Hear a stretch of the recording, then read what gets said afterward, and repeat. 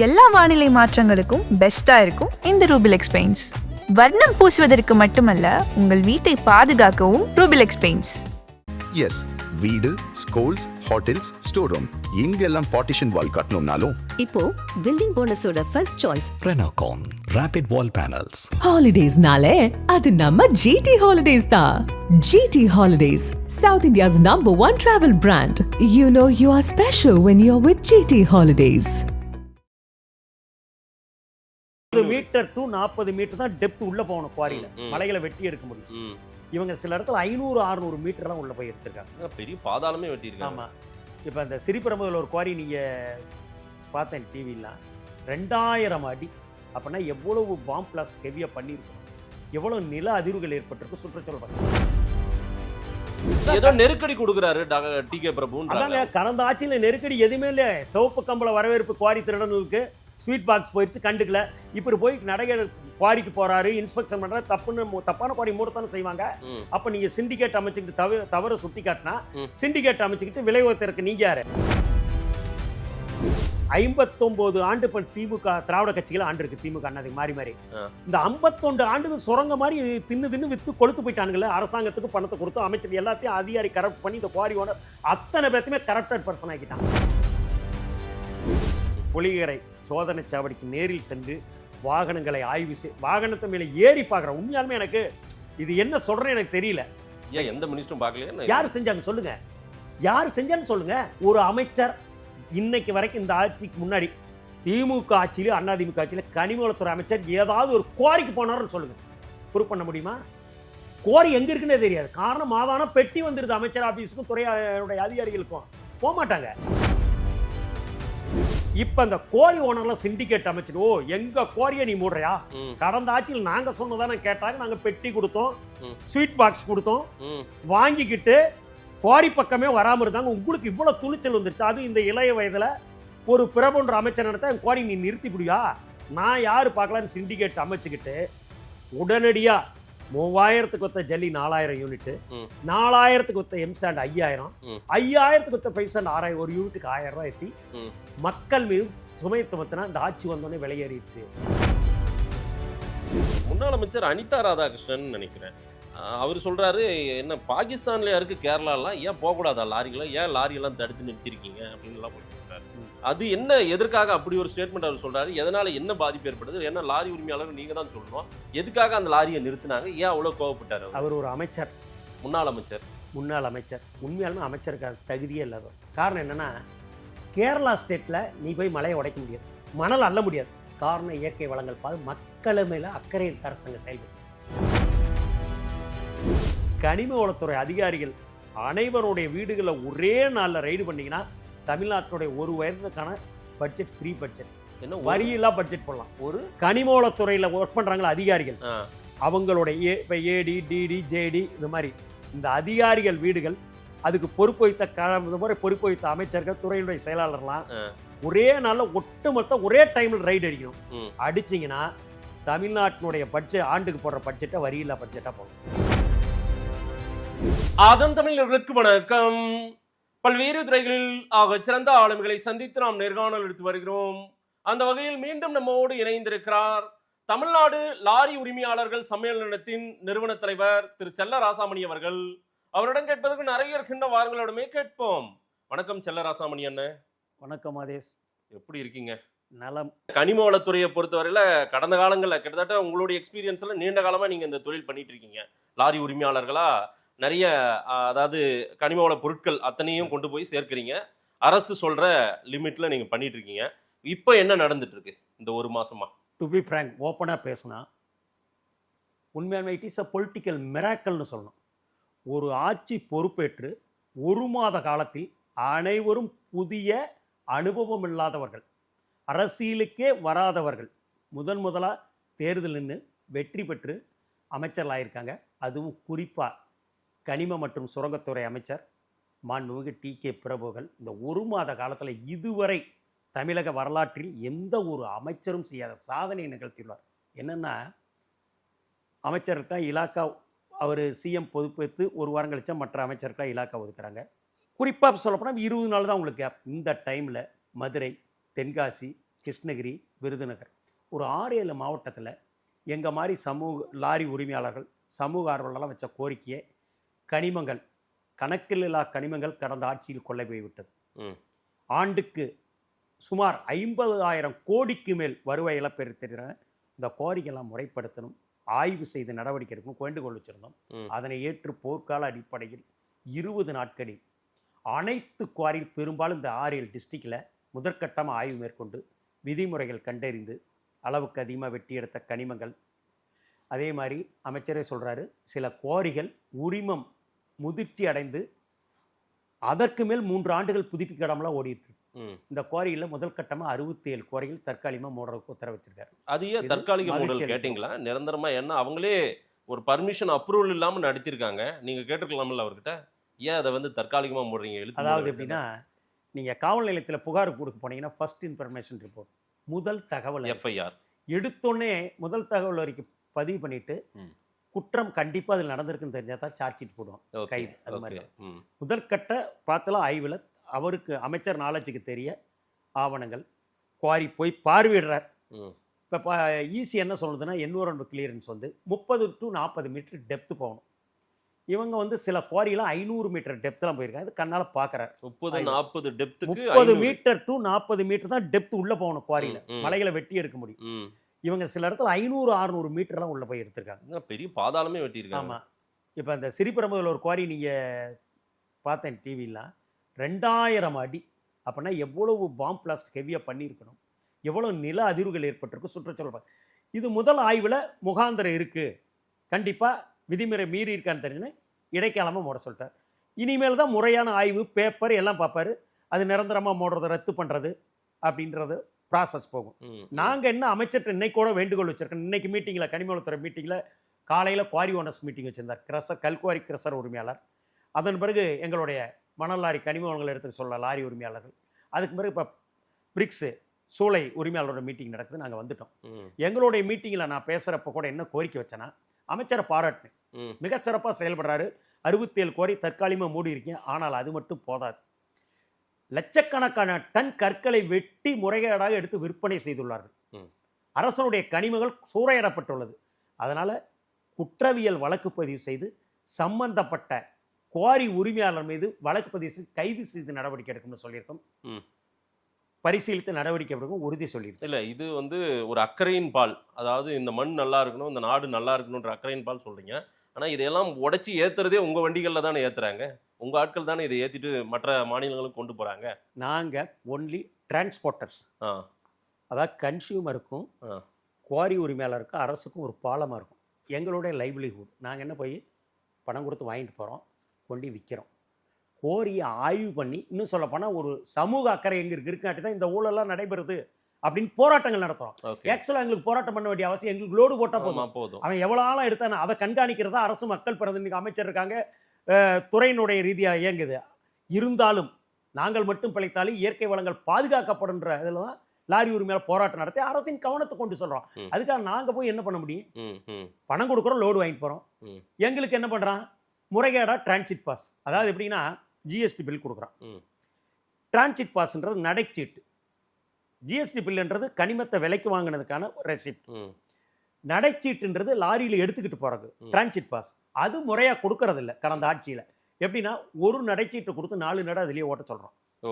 அப்போ 3 நடைச்சீட்டு அரசுக்கு இழப்பு. நீங்க பஸ்ல பிரயாணம் பண்ணீங்கன்னா டிக்கெட் இருக்குல்ல, அது மாதிரி இது நடைச்சீட்டு. ஆனா நீங்க ஒரு சீட்டை வச்சுக்கிட்டே 4 லோடு எடுக்க சொல்றான். ஒவ்வொன்றுக்கும் கொடுக்கணும், ஆனா ஒன்னொன்னு கொடுக்கல.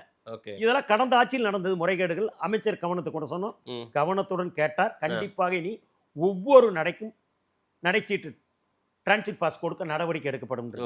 இது ஒரு பெரிய மகத்தானது. அதே மாதிரி வழியில போறோம் நாங்கள் லோடு எடுத்துட்டு போய், எங்களுக்கு என்ன பிரச்சனைனா ஜிஎஸ்டி பில் பணம் கொடுத்து வாங்கிட்டு போகிறோம். வழியில் போக்குவரத்துறை, காவல்துறை, வருவாய்த்துறையினராக வாகன சோதனை லாரி நிறுத்த சொல்கிறாங்க. நிறுத்தி பார்க்குறப்ப ஜிஎஸ்டி பில் இருக்குது. டிரான்சிட் பாஸ் வந்து ஸ்கேன் பண்ண ஸ்கேன் ஆக மாட்டேங்குது. ஸோ அவன் பணத்தை வாங்கிட்டு டிரான்சிட் பாஸ் பேக்காக கொடுத்துருக்கான், போலி நடைச்சிட்டு. சரி, உடனடியாக லாரி உரிமையாளர் கனிமங்களை திருடி வர்றதாவ 303 Part 2 PNS act, read with 21 mining and minerals ஆக்டில் போட்டு லாரி உரிமையாளர் ஓட்டுநர் கைது செய்ய சிறையில் அடைக்கிறாங்க. லாரியை ரிலீஸ் பண்ண 2 மாதம் அது ஹைகோர்ட்டில்.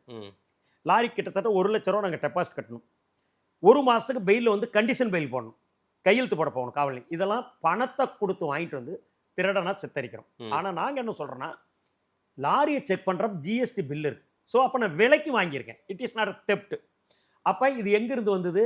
இந்த குவாரியில் அந்த டிரான்சிட் பாஸ் சரியா இல்லைன்னா அந்த கல்குவாரி கிரஷர் உரிமையாளர் வழக்கு பதிவு செய்யணும். ஆக்சுவலாக எங்களை விட்னஸாக கொண்டாடணும். ஜிஎஸ்டி பில் இருக்கிறத விட உங்களுக்கு டிரான்சிட் பாஸ் இருந்தால் அது போய் சேர வேண்டிய இடத்துக்கு சேர்ந்துடும். டிரான்சிட் பாஸ் இருக்கணும், அதை தவறா கொடுக்குறோம் போலியா. அப்ப ஆனா உங்களுக்கு தெரிஞ்சாதானே அதை 4 முறை நீங்க பயன்படுத்திருக்கீங்க. லாரியில் நாங்க போய் பணம் கொடுத்தோம், டிரைவர் தான் போறேன், பெரும்பாலும் ஓனர் போறல. பணத்தை கொடுக்குறான், பர்மிட் கொடுக்குறான். இந்த பர்மிட் ஒரிஜினல்னு அப்ப ஸ்கேன் பண்ற அவனே வச்சிருந்தான்னு வச்சுக்க ஸ்கேன் பண்ணி பார்த்துக்கலாம். கொடுக்கறத நாங்க வாங்கிட்டு வரோம். வழியில் இப்போ இவங்க ஸ்கேன் பண்ணி பார்த்த பிறகுதான் எங்களுக்கு தெரியுது. அப்போ எங்களை சாட்சியாக போட்டு ஸ்டேட்மெண்ட் வாங்கி அவன் மேலே எஃப்ஐஆர் போடணும். கடந்த ஆட்சியில் கனிமவளத்துறை அமைச்சர் அந்த ரகுபதி எங்களை கூப்பிட்டு மீட்டிங் வச்சார். இதெல்லாம் சொன்னோம், நடைமுறைப்படுத்துறாரு. எந்த நடவடிக்கை எடுக்கல. குவாரி உரிமையாளருக்கு சாதகமாக தான் நடந்துக்கிட்டாங்க. குவாரி உரிமையாளர். ஆமா. இதுக்கு மேல இன்னும் சொல்ல போனா, இப்ப இன்னைக்கு 67 குவாரி அமைச்சர் ஆய்வு பண்ணணும்னு நடவடிக்கை எடுக்கிறாங்கல்ல. ஆமா. நடவடிக்கை எடுக்கிறது யாரு? அமைச்சர் சொல்றாரு. நடவடிக்கை எடுக்கிறது யாரு? கனிமவளத்துறை. ஆமா. அப்ப கனிமவளத்துறை இத்தனை நாள் எங்க போனாங்க இதை கண்காணிக்காம? கனிமவளத்துறை they are collude with the crusher owners, quarry owners. அவங்களோட கூட்டு சேர்ந்துட்டு கூட்டு களவாணிம்பாங்க சொல்லுவாங்க. இதுதான் நடந்தது. அதாவது கடந்த ஆட்சிகள்ல வந்து குவாரி முதலாளிகள், அமைச்சர்கள், கனிமவளத்துறை அதிகாரிகள் 3 பேரும் ஒரு கூட்டுக்குள்ள ஒரு சிண்டிகேட் அமைச்சுக்கிட்டு மாசம் மாமூல் வாங்கிட்டு கையூற்று பெற்றுக்கிட்டு நடவடிக்கை. இப்ப நாங்க என்ன சொல்றோம், அது ரொம்ப அதிகமா உற்பத்தி எடுக்கக்கூடிய, அதாவது லாரிகள்ல ஏற்றக்கூடிய அந்த ஒரு குறிப்பிட்ட கிரஷர்ல மட்டும் நடைபெற்றதா ஒட்டுமொத்தமா தமிழ்நாடு முழுக்க எல்லாத்தையும் பெரும்பாலும் 90% குவாரி கிரஷர் இல்லி. இப்ப இதுல என்னன்னா 2500 கல் குவாரிக்கு தோராயமா இன்னைக்கு அனுமதி கொடுத்துருக்காங்க, கல்ல உடைக்க சக்கையை எடுத்துட்டு போக. ஓகே. 4000க்கு மேற்பட்ட குவாரிகள், இங்க 1500க்கு மேற்பட்ட கல்குவாரிகள் வித்தவுட் பர்மிஷன்.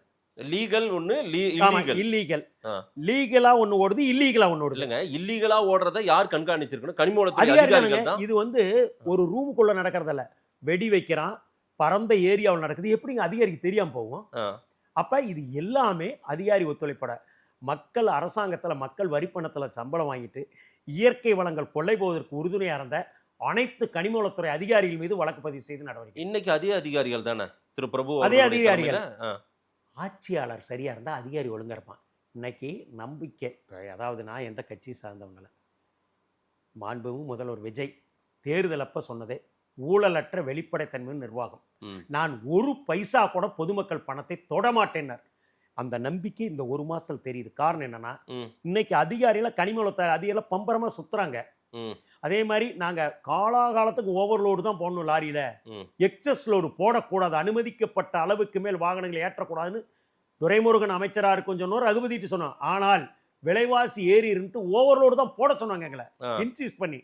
இப்ப எங்களுக்கு என்ன பிரச்சனைனா, ஓவர்லோடு எடுத்துட்டு போறோம், ஒரு வண்டி ஆக்சிடென்ட் ஆயிருது, அந்த பாதிக்கப்பட்ட ஒருத்தர் இறந்துருப்பான், இன்ஜுரி ஆயிருப்பான், விக்டிம் கோர்ட்ல போய் நஷ்டஈடு கேஸ் போடுவோம்.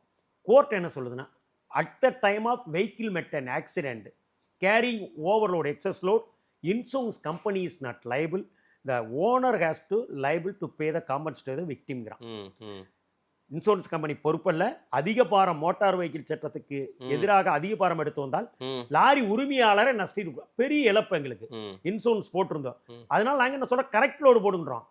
5 வருஷம் இந்தியாவிலேயே சாலை விபத்துக்கள்ல முதலிடத்தில் இருக்குது தமிழ்நாடு. சாலை விபத்துக்கள் இத்தனை காலம் நடந்த விபத்துகளுக்கு லாரி உரிமையாளர்களே அந்த சம்பந்தப்பட்ட குடும்பத்துக்கு பொறுப்பேற்று பணத்தை கொடுத்தீங்க, கொடுக்க சொல்லி நிறைய தீர்ப்பு நீதிமன்றம் சொல்லிருச்சு. அதனாலதான் கேட்டா நீங்க ஓவர்லோடு ஏத்துனீங்க. அதான் நீங்க கேட்கலாம், ஏன் ஏத்துறீங்க? அங்க போனோன்னு வச்சுங்க, உன்ன நான் லோடு எடுக்க என் குவாரி கோப்புல நான் போடுறத விருப்பம்னா வாங்கிட்டு போல, நான் அவனே வண்டி வச்சிருக்கான், அவனே வேற வண்டி வேணாம், ஒவ்வொரு கோணையும் 20 லாரி வச்சிருக்கான், அவனே நேரடியா கொண்டு கன்சியூமர் கொடுக்குறான். அப்ப நாங்க இதை நம்பிதான் லைவ்லிஹுட், தொழில் பண்ண முடியாது. எங்க பிள்ளைக்குட்டியில படிக்க வைக்கணும், வாழ்வாதாரம், வண்டிக்கு வாங்க இஎம்ஐ கட்டணும், வேற வழி இல்லாம நாங்க ஓவர்லோடு எடுத்துப்போம். விருப்பம் இல்லாம தான் நாங்க செய்யறோம், தடை செய்யணும் தான் போராட்டம் நடத்துறோம். இன்னைக்கு அமைச்சர் இதெல்லாம் விலைக்கு சொன்னோம், நல்ல கவனித்தார், குறிப்பெடுத்து கொண்டார். அடுத்த மீட்டிங்கில் நீங்க சொன்ன கோரிக்கைகள் அனைத்தும் நிறைவேற்றப்பட்டதாக கூட்டமாக தான் இருக்குன்னு சொல்லியிருக்காரு. நம்பிக்கையோடு வந்திருக்கு. கடந்த காலங்கள்ல மினிஸ்டர்ஸோட இந்த அளவுக்கு நீங்க நெருக்கமா போய் பேச முடியுமா? அதே போல அவருமே ஆய்வு கூட்டம்லாம் நடத்திருக்காரு, உங்களோட பேசியிருக்காருல்ல, ரகுபதியோ துரைமுருகனோ, இதெல்லாம் அவங்களுக்கு இருந்ததும் இப்ப திரு பிரபு அவர்கள்கிட்ட என்ன வித்தியாசம் பாக்குறீங்க? அதாவது துரைமுருகன்ட்ட பலமுறை சொல்லி கூட்டமே போடல. கூட்டம் நீங்க தானே சொன்னீங்க. ஒரே ஒரு கூட்டம் வச்சாருங்க. ஒரே ஒரு கூட்டம் 5 ஆண்டுல அவர் இருக்கப்ப. ரகுபதி இருக்கப்ப நாங்க போய் ஸ்ட்ரைக் அறிவிச்சிட்டோம். எங்களை அமைச்சர் அழைத்து பேசவில்லை, துறையினுடைய செயலாளரும் பார்க்க மறுக்கிறார்கள், எங்களுடைய வாழ்வாதாரம் பாதிக்குது, அதனால இன்டர்நெட் ஸ்ட்ரைக், நாங்க எந்த கனிமத்தையும் எடுத்துட்டு போக மாட்டோம், ஸ்ட்ரைக் அறிவிச்சோம். உடனே ரகுபதி கூப்பிட்டார். ஸ்ட்ரைக் அறிவிச்சிட்டா பப்ளிக் பாதிப்பானால என்னென்ன முத்தரப்பு பேச்சுவார்த்தைக்கு ஏற்பாடு பண்ணுங்க. குவாரி ஓனர் மிகவும் தவறா கனிமங்களை கொள்ளையடிக்கிறாங்க, டிரான்சிட் பாஸ் கொடுப்பதில்லை, பாதிக்கப்படுறோம். அதனால quarry owner, lorry owner, department முத்தரப்பு பேச்சுவார்த்தைக்கு ஏற்ப வற்புறுத்தின் பேரில் சந்தித்தார். ஆனா இன்று பிராங்கா சொல்றேங்க, 1 மாசம் ஆகுது, நான் இதுக்கு முன்பு அமைச்சரை மரியாதை நிமித்தம் கூட பார்க்கவில்லை. காரணம் என்னுடைய வேலை பணி 1 மாசம் ஆகுது, ஃப்ரீ ஆகட்டும் இருந்தோம். ஆனால் பொறுப்பேற்றவுடன் சம்மேளனத்தின் சார்பாக பணி சிறக்க வாழ்த்து செய்தி முதல்வர் உட்பட அனைத்து அமைச்சரும் கனிமவளத்துறை அமைச்சருக்கு வாழ்த்து செய்தி அனுப்பியிருந்தேன். தங்களை நேரில் சந்தித்து எங்களுடைய குறைகளை சொல்வதற்கு நேரம் ஒதுக்கி தருமாறு கேட்டிருந்தேன். என்னென்ன கனிமவளத்துறையில் நடக்கின்றதை எழுதியிருந்தேன். முத்தரப்பு பேச்சுவார்த்தைக்கு ஏற்பாடு செய்ய வேண்டிய என்னுடைய பெட்டிஷன்லயே கொடுத்துருக்கேன். இந்த பெட்டிஷன்லயே முத்தரப்பு இந்த பெட்டிஷன் பேரில் தான் இன்னைக்கு அழைத்து 11ஆம் தேதி இன்னைக்கு மீட்டிங் ஏற்பாடு பண்ணியிருந்தாரு. ஒரு அமைச்சர் நான் தான் முதல்ல சொன்னேங்க, it is a political miracle. நடக்கக்கூடாத நிகழ்வு, நல்ல நிகழ்வு, இதுவரைக்கும் யாரும் செய்யாது. 30 நாள்ல கல்குவாரி உரிமையாளர், கிரசர் உரிமையாளர் அழைத்து பேசுறாருன்னா அவருக்கு அது மேல ஈடுபாடு இருக்காட்டி தானே செய்யறாரு. இந்த 1 மாசத்துல கேரளாவுக்கோ கர்நாடகாவுக்கோ கனிம வளங்கள் போலையா, கொள்ளையடிக்க? அதாவது கடந்த ஆட்சியில் திருநெல்வேலி, கன்னியாகுமரி, தென்காசி மாவட்டங்கள் தான் பார்த்தீங்கன்னா, அது குறிப்பாக திருநெல்வேலி, தென்காசியிலேருந்து பார்த்தீங்கன்னா குற்றாலம், மத்தரம், புளியரை செக் போஸ்ட் வழியாக வந்து கேரளாவுக்கு ஆயிரக்கணக்கான கனரா 12 வீலர் 14 வீலர் 16 வீலர் அனுமதிக்கப்பட்ட அளவுக்கு மேல் பாசிங் லோடுக்கு மேலே ஒரு 20 டன்னுக்கு பர்மிட் கொடுப்பான். டிரான்சிட் பாஸ்ல 20 டன், ஆனால் 50 டன் எடுத்துகிட்டு போவோம். அப்போ 30 டன் கவர்மெண்ட் கணக்கில் வர. இதெல்லாம் தடுக்கணும்னு சொன்னோம். அதே மாதிரி தருமபுரி, கிருஷ்ணகிரி, ஒசூர் வழியாக கர்நாடகா போகுது. இது ஏன்னா கேரளாவில் வந்து பேன் பண்ணியிருக்கான். இயற்கை வளங்களை பாதுகாக்கிறதுக்கு அங்கே குவாரி ஆப்ரேஷனே கிடையாது. மலைகளை உடைக்க முடியாது, மணல் அள்ள முடியாது, எல்லாமே இங்கே இருந்த போதெல்லாம் தடை செய்யணும் அப்படின்னு சொன்னோம். எந்த கோரிக்கை நானே 2 வருடம் உங்ககிட்ட சொல்லியிருக்கேன், புளியரை செக் போஸ்ட் போய் போராட்டம் பண்ணோம். ஆனால் இப்போ கனிமவளத்துறை அமைச்சர் 1 வாரத்துக்கு முன்பு புளியரை இரவில் புளியரை சோதனை சாவடிக்கு நேரில் சென்று வாகனங்களை ஆய்வு வாகனத்தை மேலே ஏறி பார்க்குறேன். உண்மையாலுமே எனக்கு இது என்ன சொல்றேன்னு எனக்கு தெரியல. எந்த மினிஸ்டரும் பார்க்கலையா? யார் செஞ்சாங்க சொல்லுங்க, யார் செஞ்சான்னு சொல்லுங்க. ஒரு அமைச்சர் இன்னைக்கு வரைக்கும் இந்த ஆட்சிக்கு முன்னாடி திமுக ஆட்சியில, அதிமுக ஆட்சியில கனிமவளத்துறை அமைச்சர் ஏதாவது ஒரு குவாரிக்கு போனாருன்னு சொல்லுங்க, ப்ரூவ் பண்ண முடியுமா? குவாரி எங்க இருக்குன்னே தெரியாது. காரணம் மாதான பெட்டி வந்துருது அமைச்சர் ஆபீஸுக்கும் துறையுடைய அதிகாரிகளுக்கும், போக மாட்டாங்க. இப்ப நள்ளிரவு 1 மணிக்கு போய் லாரியில் ஏறி பார்க்கிறார், சோதனை சாவடியில் சேர்ந்து செக் பண்றார், டிரான்சிட் பாஸ் கரெக்டா இருக்குதான்னு பார்க்கிறார். ஒரே நாள்ல வானத்தை வளர்ச்சிட முடியாது மாதேஷ்.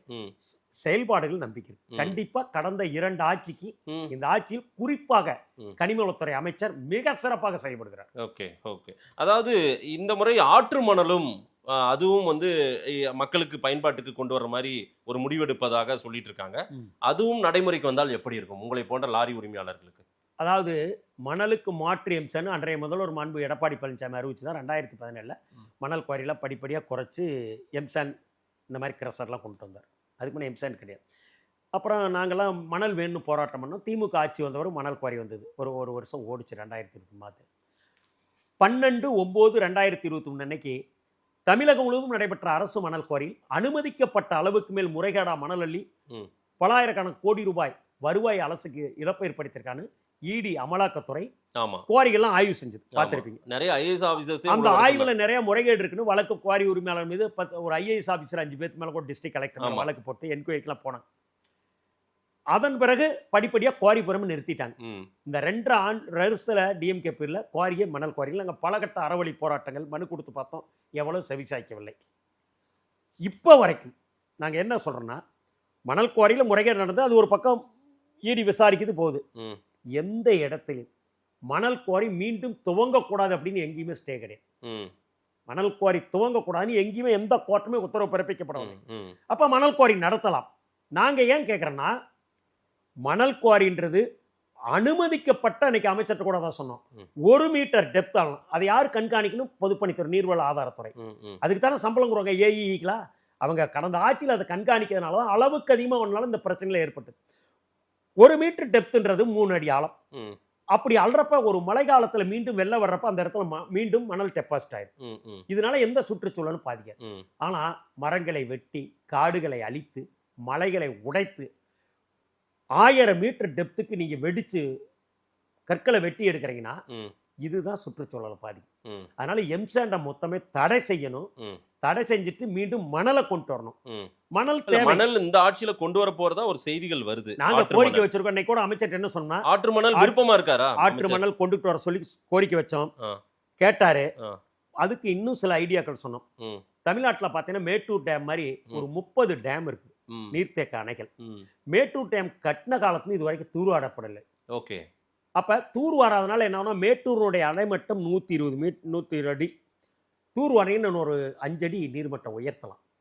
அதே மாதிரி கிட்டத்தட்ட 2 லட்சம் கியூபிக் மீட்டர் மணல் இருக்கு. தூர்வாரப்ப மணல் தேவையும் பூர்த்தி செய்யப்படும். தூர்வாரின பிறகு பார்த்தீங்கன்னா டேமனுடைய ஆழம் நீர்மட்டம் அதிகமாக நீரை தேக்கலாம்.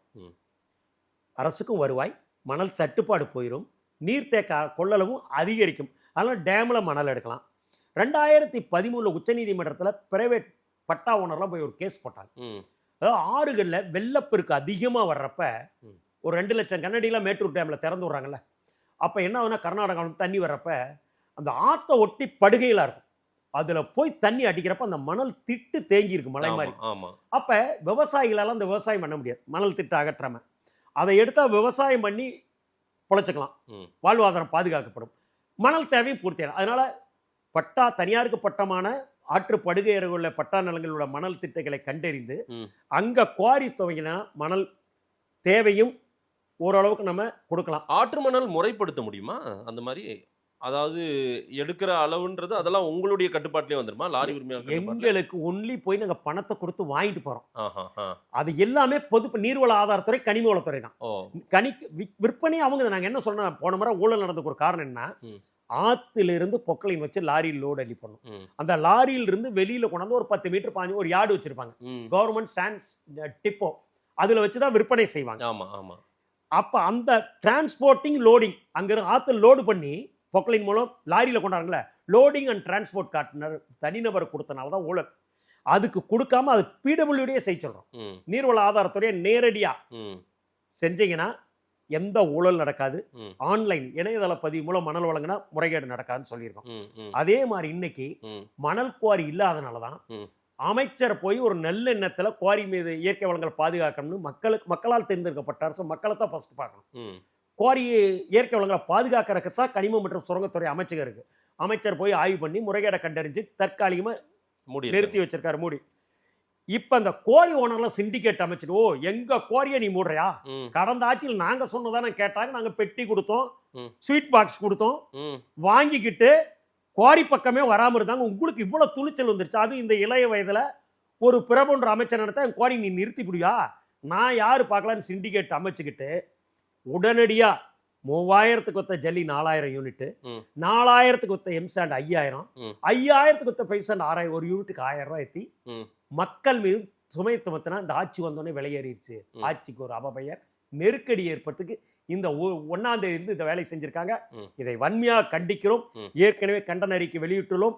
இன்று அமைச்சர் கவனத்திற்கு கொண்டு சென்றுள்ளோம்.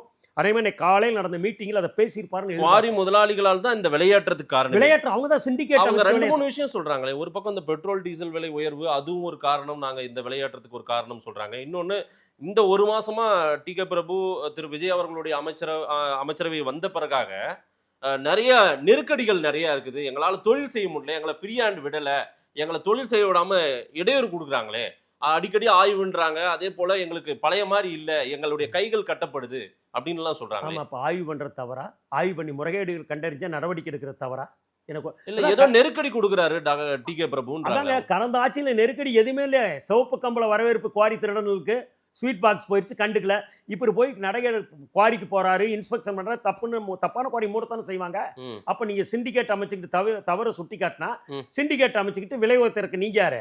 அதுக்கு மாற்று நாங்க என்ன சொல்றோம்னா, இவங்க குவாரி கல்குவாரி கிரசர் உரிமையாளருக்கு ஒரு கடிவாளம் போடணும்னா இதை அத்தியாவசிய பொருளா அறிவிக்கணும். இப்ப இது எப்பவுமே ஒரு பொருளுக்கு ஒரு மாற்று இல்லைன்னு வச்சுக்க, ஆமா அவன் வச்சதான் மோனோபொலி. ஆமா ஆமா. இப்ப மணல் இருந்ததுன்னா இவன் இதா இருப்பான். எம்சாண்ட் ஒரு பக்கம் போட்டு மணல் ஒரு பக்கம் இருந்ததுன்னு போட்டுமா? வச்சுக்க, எந்த வகையிலையும் மணலோட உறுதித்தன்மை எம்சாண்ட்ல பலமுறை ஆனா கூட்டி கட்டிட்டாங்களே இன்னைக்கு அது எக்கச்சக்க வேற. பில்டிங் கட்டியாச்சு. ஆனா இருந்தாலும் ஆ. எம்சாண்ட் நீங்க வச்சிருக்கீல, ஆ. இப்ப அரசு என்ன செய்யணும்? 2000க்கு முன்னாடி ஜெயலலிதா அம்மா முன்னாடி பாத்தீங்கன்னா நேரடியா எல்லாமே ஒயின் ஷாப் ஏலம் விட்டான். ம், அப்புறம் அரசுக்கு வருமானம் டாஸ்மார்க்னு ஒன்று கொண்டாந்தாங்க. ம், ம். மதுபானத்தை தொழிற்சாலையில் பூரா உற்பத்தி ஆகிற முதலாளிகிட்ட இருந்து அரசே கொள்முதல் செஞ்சு டாஸ்மார்க் மூலம் எல்லா இடத்தையும் கடை வச்சு ம். வித்தாங்க. பலாயிரக்கணக்கான பேருக்கு வேலை வாய்ப்பு கிடைத்தது. ஒரு கலப்படம் இல்லாமல் ஒரு ஒயின்ஸ் கிடைக்கிது ம். அரசு செய்யறனால. இப்போ நாங்கள் என்ன சொல்கிறோம், இந்த எம்சாண்ட் பி சாண்டில் என்ன, எம்சாண்டை உற்பத்தி பண்ணுறான், அதில் கழிவு வெளியேறதுல டஸ்ட் ம். முதல்ல அந்த ரோடுக்கு மேலே ஃபினிஷிங்கான தாரோலில் போடுவாங்க ஆமா, பவுடர், ஆமா. அதை கலக்கிறான், ஓகே. கலந்து விற்கிறான். ஏர் வாஷும் வாட்டர் வாஷும் பக்காவை பண்ணும் ம். பிடபிள்யூ நாம்ஸ், அதை அவன் செய்யறதே கிடையாது. ம். ஸோ குவாலிட்டி இல்லாமல் ப்ரொடியூஸ் பண்ணுறதுனால தான் இந்த கேபி பார்க் கட்டணம் இடிந்து விழுதுல இது மாதிரி. இப்போ இதுக்கு என்ன பண்ணணும், மக்களுக்கு அரசு என்ன கொடுக்கணும், தரமான எம்சாண்ட் கிடைக்கணும், ம். குறைந்த விலையில் கிடைக்கணும், தட்டுப்பாடின்றி கிடைக்கணும், இயற்கை வளங்கள் பாதுகாக்கப்படணும். இதுக்கு ஒரே வழி, டாஸ்மார்க் போல் அரசே அனைத்து குவாரியில் உற்பத்தி ஆகும் கனிமங்களை ம். குவாலிட்டி டெஸ்ட் தராய்வு செய்து கனிமத்துறை மூலம் ஒட்டுமொத்த கொள்முதல் செய்து அந்தந்த மாவட்டத்தில் ஒரு இடத்துல 2 இடத்துல விற்பனை கிடங்கு மணலுக்கு மாதிரி அமைத்து அதை கொண்டாந்து அங்கே கொட்டி இருப்பு வச்சு ஸ்டாக் யார்டில் அரசு இணையதள பதிவு மூலம் விற்கிறப்ப, அரசு நேரடியாக விற்கிறப்ப தரமாக இருக்கும். ம். அந்த குவாரியில் பர்ச்சேஸ் பண்ணுற தரம் பார்த்தா வாங்குவாங்க டெஸ்ட் பண்ணி. ம். கனிமங்கள் அதிக அளவு தோண்டி எடுக்க முடியாது. ம். விலைவாசி ஜவுரியத்துக்கு வருஷம் வருஷம் விலை ஏற்றிட்டு போக முடியாது, கவர்மெண்ட்டை மிரட்ட முடியாது. விலை இவங்க தானே விற்கிறாங்க, இவங்க தான் கண்ட்ரோல் பண்ண முடியும். ம். ஸோ இதுக்கு காலத்தின் கட்டாயம் கனிமங்கள் அனைத்தும் அரசுடைமையாக்கி அரசே நேரடியாக உற்பத்தியாளர் கொள்முதல் செய்து சாண்டு விற்பனை செய்து போல் இணையதளபதி மூலம் நீட்டாக இதை விற்றாங்கன்னா அரசுக்கு ஆண்டுக்கு இந்த வெளிமாநிலங்களுக்கு அனுப்புவது தடை செய்து முறைகேடு என்று விற்பனை செய்தால் ஆண்டுக்கு 50,000 ரூபாய் 50,000 கோடி வருவாய் கூடுதல் இழப்பு இருக்கும். இப்போ மாண்புமிகு முதல்வர் விஜய் அவர்கள் சொன்ன மாதிரி அனைவருக்கும் அனைத்து பஸ்கள் இலவசம்னார்ல, அனைத்து இலவச திட்டங்களும் இதை வச்சு சரி பண்ணலாம். இந்த மைன்ஸ் டிபார்ட்மெண்ட்லே ஆமாங்க, 50,000 கோடி வருமானம் நீங்க வரும். டாஸ்மார்க்லேயே பாரு, 40,000-45,000 கோடி தான் வருது. ம், ம், 50,000 கோடி இதுல மட்டுமே வரும். ம். இதெல்லாம் அமைச்சர், ஒரு துடிப்பான அமைச்சர், இளம் வயதில் பொறுப்பேற்றிருக்கார். அவரிடம் நான் பார்ப்பது கண்டிப்பாக செய்து சாதனை படைத்து வரலாறு படைக்குங்கிற ஒரு முகபாகம் தெரிகிறது பேச்சில். ரைட். இறுதியா ஒரு கேள்வி. முன்னாள் அமைச்சர் அனிதா ராதாகிருஷ்ணன் நினைக்கிறேன், அவர் சொல்றாரு, என்ன பாகிஸ்தான்ல இருக்கு கேரளாலாம், ஏன் போகக்கூடாதா லாரிகளை, ஏன் லாரியெல்லாம் தடுத்து நிறுத்திருக்கீங்க அப்படின்னு எல்லாம் கொஸ்டின் பண்றாரு. அது என்ன, எதற்காக அப்படி ஒரு ஸ்டேட்மெண்ட் அவர் சொல்றாரு, எதனால என்ன பாதிப்பு ஏற்படுது, என்ன லாரி உரிமையாளர் நீங்க தான் சொல்லணும், எதுக்காக அந்த லாரியை நிறுத்தினாங்க, ஏன் அவ்வளவு கோவப்பட்டார் அவர் ஒரு அமைச்சர், முன்னாள் அமைச்சர். உண்மையாலுமே அமைச்சருக்கு தகுதியே இல்லாதவர். காரணம் என்னன்னா, கேரளா ஸ்டேட்ல நீ போய் மலையை உடைக்க முடியாது, மணல் அள்ள முடியாது. காரணம் இயற்கை வளங்கள் மக்கள் மேல அக்கறை இருக்க அரசாங்கம் செயல்பட்டது. இங்கே நீ செய்கிற, நமக்கு போகத்தான் வீதி மாநிலத்துக்கு கொடுக்கணும், நாங்கள் கொடுக்கவே கூடாதுன்னு. இதே நிலை நீடிச்சுன்னா ஜல்லிலாம் நாளைக்கு நமக்கு கிடைக்காதுங்க, எதுவுமே கிடைக்காதுங்க. இப்போ இன்னொன்று என்னன்னா, இப்போ அவன் ஊரில் அது கிடையாது உற்பத்தி, அப்போ அவன் என்ன ரேட்டு வேணாலும் கொடுத்து வாங்குறான், நாம் அந்த ரேட்டு கொடுக்க மாட்டோம்ட்டு உற்பத்தி ஆகிறதுல 70% கேரளாவுக்கும் கர்நாடகாவுக்கும் போகுது. நம்ம லாரிக்கே லோடு கொடுக்குறலவன், விருப்பம்னா வா போனோம் சொல்கிறப்போ வா. அப்போ இதில் பழைய அமைச்சருக்கெல்லாம் செக் போஸ்ட்டில் கணக்கு இருக்கு, எவ்வளோ லாரி ஒரு நாளைக்கு கேரளா போகுது. ஒசூர் செக் போஸ்ட்டில் கணக்கு இருக்கு, எவ்வளோ கர்நாடகா.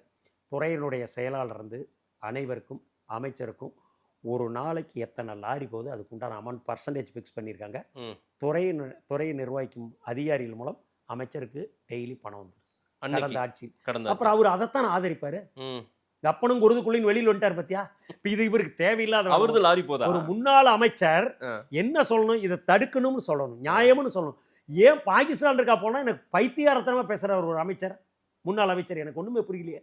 அண்டை மாநில கனிமங்கள் போறல என்ன தப்புன்னு கேட்கறாருன்னா இதை விட ஒண்ணு இருக்கு. அப்ப இப்போ நான் கேட்கறேன், மணல் வந்து இப்ப நம்ம கிட்ட இல்லையில, கேரளா ஆந்திரா வந்து மணலை கொண்டாங்க, ராயல்ட்டி கட்டிட்டு வாங்கி அலோவ் பண்ணு, நம்ம இயற்கைவங்களை பாதுகாக்கலாம். இப்போ ஆந்திராவில் நமக்கு மணல் கொடுக்குறோம், அங்கே திருட்டு மணல் நமக்கு வருது, அதை லீகலைஸ் பண்ணுங்கன்றோம். பண்ணினீங்கன்னா இப்போ திருவள்ளூர், காஞ்சிபுரம் இந்த மாவட்டத்துக்குலாம் ஓரளவுக்கு சப்ளை ஆகும். ஆந்திராவில் மணல் தேவைக்கு மேல் இருக்கு. ம். அவை நம்ம லாரியே போய் இப்போ எல்லாம் திருட்டு மணல் நிறைய போட்டு வர்றாங்க. அசோசியேஷன்ல லாரி நிறைய போகுது, கண்ட்ரோல் பண்ண முடியல. அதை லீகலைஸ் பண்ணீங்கன்னா இப்போ இங்கே மணல் தேவை இல்லையில, வேணுங்கிற போய் வாங்கிட்டு வருவான்ல. உள்ள என்ட்ரு ஆகிறதுக்கு ஒரு கிரீன் டேக்ஸ் போடுங்க, உள்ள நுழைவு வரி ஒன்று போடுங்க, கொண்டாந்து வித்துட்டு போறான். ஜலராசமணி என்ன, நான் கூடுதலா ஒரு கேள்வி. இந்த மைன்ஸ் டிபார்ட்மெண்ட்டை பொறுத்தவரையில லீகலா எதுவுமே செய்ய முடியாதுங்க, இல்லீகல் தாங்க நடக்கும், அதெல்லாம் லீகலா பண்ண முடியாதுன்றாங்க. ஆனா அமைச்சர் டி.கே. பிரபு சொல்றாரு, இங்க லீகலான்னு வரேன்னா வா பிசினஸ் பண்ணலாம், உனக்கு பிரச்சனையா இருக்குன்னா கிளம்பிடு, வேற வரும், வேற ஆளை வச்சு நாங்க பிசினஸ் பண்றோம்ன்றாங்க. லீகலா பண்ணவே முடியாதுன்றாங்களே. இந்த மாதிரி எல்லாம் அப்படியெல்லாம் சொல்ற ஸ்டேட்மெண்ட் எப்படி பாக்குறீங்க? அதாவது ஒரு மாணவன் சரியா படிக்க மாட்டான், நல்ல வாத்தியாரா இருந்தாருன்னு வச்சுக்க, அவனை படிக்க வச்சிருவார். ஒரு கிராமத்துல ஒரு பழம் இருக்கு, ஆடிக்கு இறக்குற மாட்டை ஆடிக்கிற, பாடிக்கு இறக்குற மாட்டை பாடிக்க இறக்குற. அது மாதிரி ஒரு அமைச்சர் துடிப்பா செயல்படுறார். இப்படி தொழில் செஞ்சா நீ பொழைச்சுக்க. ஆனா இதுலதான் எல்லாம் சுரங்கம் தோண்டி இருக்காங்களே, என்எல்சி தோண்டி இருக்காங்களே, இவங்களை வச்சுக்கிட்டு எப்படி நாய்வால நிறுத்த முடியாதல்லங்க. இவன் தான் 59 ஆண்டு திமுக திராவிட கட்சிகள் ஆண்டு இருக்கு, திமுக அண்ணாதுக்கு மாறி மாறி. இந்த 51 ஆண்டுக்கு சுரங்க மாதிரி தின்னு வித்து கொளுத்து போயிட்டானுங்களே. அரசாங்கத்துக்கு பணத்தை கொடுத்து அமைச்சர் எல்லாத்தையும் அதிகாரி கரப்ட் பண்ணி இந்த குவாரி ஓனர் அத்தனை பேர்த்துமே கரப்டட் பர்சன் ஆக்கிட்டான். அப்ப அவன் ஒரே நாள் திருத்த முடியுமா? திருத்த முடியாது. இப்ப இவர் வந்து ஒரு 10% நடவடிக்கை பதறானுங்க, இல்ல 100% எடுக்கிறப்ப பெரிய பிரச்சனை தான். இவனுங்க வந்து ஒத்துழைப்பு கொடுக்க மாட்டாங்க, குவாரி உரிமையாளர் ஒத்துழைப்பு கொடுக்க மாட்டாங்க, கண்டிப்பா கொடுக்க மாட்டாங்க. ஒரு பெரிய இஷ்யூல தான் முடியும். ஏன்னு கேளுங்க, இவெல்லாம் திருடி கைகண்டான். ஒவ்வொரு கிரஷர் ஓனர் பார்த்தீங்கன்னா என்ன சொத்து வச்சிருக்கான் தெரியுமா? அது எல்லாமே நீங்க இன்னும் சொல்ல போனா, நான் சொல்றேன்னு சிரிக்கக்கூடாது, கனிம வளத்துறை அதிகாரிகள் அனைவருடைய வீடுகளில் ஒரே நாளில் ரைடு பண்ணீங்கன்னா தமிழ்நாட்டுடைய ஒரு வருடத்துக்கான பட்ஜெட் ஃப்ரீ பட்ஜெட், என்ன வரியில்லா பட்ஜெட் போடலாம். ஒரு கனிம வளத்துறையில் ஒர்க் பண்றாங்களா அதிகாரிகள், அவங்களுடைய இப்போ ஏடி டிடி ஜேடி இந்த மாதிரி இந்த அதிகாரிகள் வீடுகள், அதுக்கு பொறுப்பு வைத்த அமைச்சர்கள் துறையினுடைய செயலாளர்லாம் ஒரே நாள்ல ஒட்டுமொத்த ஒரே டைம்ல ரைடு அடிக்கணும். அடிச்சிங்கன்னா தமிழ்நாட்டினுடைய பட்ஜெட் ஆண்டுக்கு போடுற பட்ஜெட்டை வரியில்லா பட்ஜெட்டா போடலாம். இப்ப இந்த அதிகாரம் அங்க இருக்கு. இப்ப இந்த அதிகாரிகளை வைத்து தான் டி.கே. பிரபு இப்ப வந்து இந்த டிபார்ட்மெண்ட்டையும் நடத்தி ஆகணும். இந்த கொள்ளைக்காரர்களை தான் இவர் வச்சு போய் பண்ணி ஆகணும். இவருக்கு ஒரு சேலஞ்சிங்கான டிபார்ட்மெண்ட் இதுங்க. ஓகே. இப்ப ஒரு கனிம வளத்துறையுடைய உதவி இயக்குனர் ஏடி அந்தமான்ல வந்து ஒரு ஸ்டார் ஹோட்டல் வச்சிருக்காரு. இப்ப இருக்காரா? இப்ப இருக்காரு, நான் பெயர் சொல்ல விரும்பல, இது துறையினுடைய செயலாளரே சொன்னது. அந்தமான்ல ஸ்டார் ஹோட்டல் வச்சிருக்காரு ஒரு ஏடி உதவி இயக்குனர். நம்மலாம் அந்தமான் அப்பனா எந்த அளவுக்கு இந்த பணம் வந்து எப்படியெல்லாம் போயிட்டு இருக்குன்னு நீங்க பாருங்க. தமிழ்நாட்டின் கனிமங்கள் எப்படியெல்லாம் போயிட்டு ஸ்டார் ஹோட்டலா சூறையாடப்படுகிறது. ஏதோ ஒரு இப்போ லாரிக்காரங்களா நாங்களாம் மணல் வேற இல்லை, எம்சாண்டு இந்த மாதிரி டிரான்சிட் பாஸ் போட்டு எங்கள் மேலே கேஸை போட்டு ஃபைனை போட்டு நொந்து போய் 55,000 லாரி இதுக்குன்னே ஓடிக்கிட்டு இருந்து தமிழ்நாடு போகிறோம். இப்போ எல்லாம் வித்துட்டான், இஎம்ஐ கட்ட முடியல, காயலாங்கடைக்கு போட்டால் ஒரு 25,000 லாரி தான் இருக்குது. இவர் புது அமைச்சர் பிரபு அவனுடைய நடவடிக்கையில் எப்சி பண்ணாமல் நிறுத்தம்லாம் பண்ண இப்போ ஒரு வாரமாக எப்சி பண்ணிட்டு இருக்கான். ஓட்டிடலாம்டா, இந்த அமைச்சர் எப்படியோ குவாரி ஓட்டிடுவாரா அப்படிங்கிற உண்மையாமே ஒரு யதார்த்தமா சொல்றேன். சரி சரி, எங்களுக்கு ஒரு நம்பிக்கை வந்துருக்கு, ஒரு மாற்றம் பிறக்கட்டும், ஒரு நல்லது நடக்கட்டும். நம்முடைய தமிழ்நாட்டின் கனிம வளங்கள் பாதுகாக்கப்பட வேண்டும். எவ்வளோ அளவீடு அரசாங்கம் சொல்றாங்களோ அந்த அளவீடை நாங்கள் அதை வந்து முறைப்படுத்தப்பட்டால் நாங்கள் அதை ஏற்றிக்கிட்டு போய் நாங்கள் தொழிலை அரசனுடைய விதிமுறைகளுக்குட்பட்டு சட்டத்துக்குட்பட்டு குவாரிகளை இயக்கப்பட வேண்டும். லாரி உரிமையாளர் ஓட்டுநர் கட்டுமான தொழில் வாழ்வாதாரம் பாதுகாக்கப்பட வேண்டும். இந்த கோரிக்கைலாம் வலியுறுத்தி பல்வேறு கோரிக்கைகளை அமைச்சரின் கவனத்தை கொண்டு செல்லப்போம். இன்னும் சொன்ன ஒரே இது பார்த்தீங்கன்னா, கடந்த 5 வருஷத்தில் திருநெல்வேலியில் விதிமுறை மீறி கனிமங்களை வெட்டி எடுத்தாவ அந்த சப்கலெக்டர் திருநெல்வேலியில் 262 கோடி ஃபைன் போட்டார் குவாரிக்கு. 262 கோடி. ஜெயகாந்தன் ஐஏஎஸ் இந்த ஆட்சி வரக்குமுன்னா அவர் தான் கனிமவளத்துறையுடைய செக்ரட்டரி. அவர் என்ன பண்ணுறாரு, ரெகுலரைசேஷன் பண்ணுறேன் அப்படின்னு சொல்லி ஒன் டைம் செட்டில்மெண்ட் 262 கோடி போட்ட ஃபைனை 13 கோடியை குறைச்சிட்டார். அப்படின்னா அவர் எவ்வளோ கையூற்று பெற்றிருப்பார். இதெல்லாம் முறையாக இந்த அமைச்சர் அவர்கள் விசாரணை செய்து நடவடிக்கை எடுத்தால் இந்த இழப்பெல்லாம் சரி பண்ணலாம். நான் சொன்ன மாதிரி எல்லா இலவச திட்டங்களும் கனிமவள டிபார்ட்மெண்ட்டில் வருமானத்தை வச்சு அனைத்து திட்டங்களும் நிறைவேற்றலாம். ரைட் சார், மாற்றம் பிறக்கட்டும், இதை மக்கள்கிட்ட கொடுப்போம், உரியவர்களுக்கு போய் சேரட்டும். நேரில் வந்து நேரம் கொடுத்து பேசினதுக்கு நன்றி செல்லராசா. நீண்ட இளவரைக்கும் போய் சந்திக்கிறோம். மகிழ்ச்சி மாதேஷ்.